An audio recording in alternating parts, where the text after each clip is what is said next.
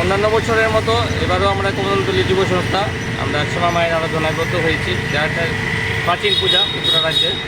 এই পাতের আমাদের থিম থাকবে নেপালের গণ্ডকীচণ্ডী মুক্তিনাথ টেম্পলের আদলে মন্দির করব। পাশাপাশি আমাদের মন্দিরের যে পরিবেশ আছে, আমরা ধ্বজের মাধ্যমে প্রায় 4000 ধ্বজের মাধ্যমে আমরা রোডটা কাভার করব। ওটা আমরা আশা রাখছি যে আকর্ষণীয় একটা কেন্দ্রবিন্দু হইব কালী পূজাতে। প্লাস আমাদের 31 তারিখ এবং শ্যামা পূজার দিন এবং 1 তারিখ আমাদের মহাপ্রসাদ বিতরণ করুন, 2 দিন। উদ্বোধনের কিছু কি রয়েছে?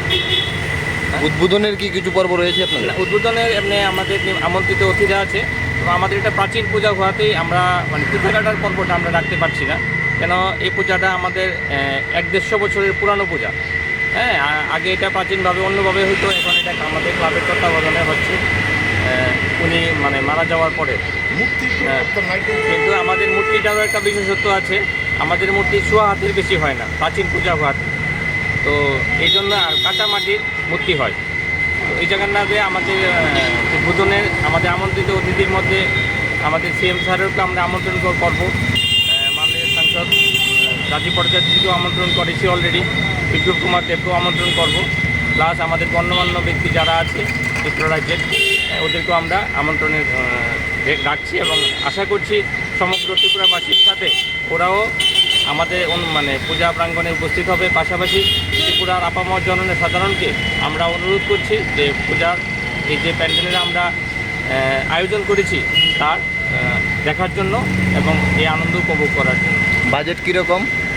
বাজেট আমাদের 7 লাখের কাছাকাছি আছে পুজোর বাজেট। আপনার পরিচয়টা? গৌতম দেবনাথ, কোষাধ্যক্ষ।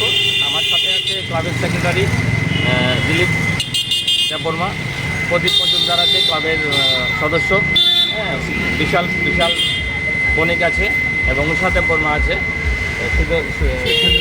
সুখেন ক্যাপ উনিও আছে, ওনাও ক্লাবের কর্মকর্তায়। সবার সম্মিলিত চেষ্টায় আমাদের আশা করছি যে মন্দির প্রাঙ্গণ যাতে সুন্দর হয় এবং আপনাদেরও পাশাপাশি আপনাদের চ্যানেলের মাধ্যমে আমরা আবার অনুরোধ করছি সবাইকে যাতে পূজা প্রাঙ্গণে 31 থেকে 2 তারিখ অবধি মন্দির প্রাঙ্গণ খোলা থাকবে দর্শন করার জন্য।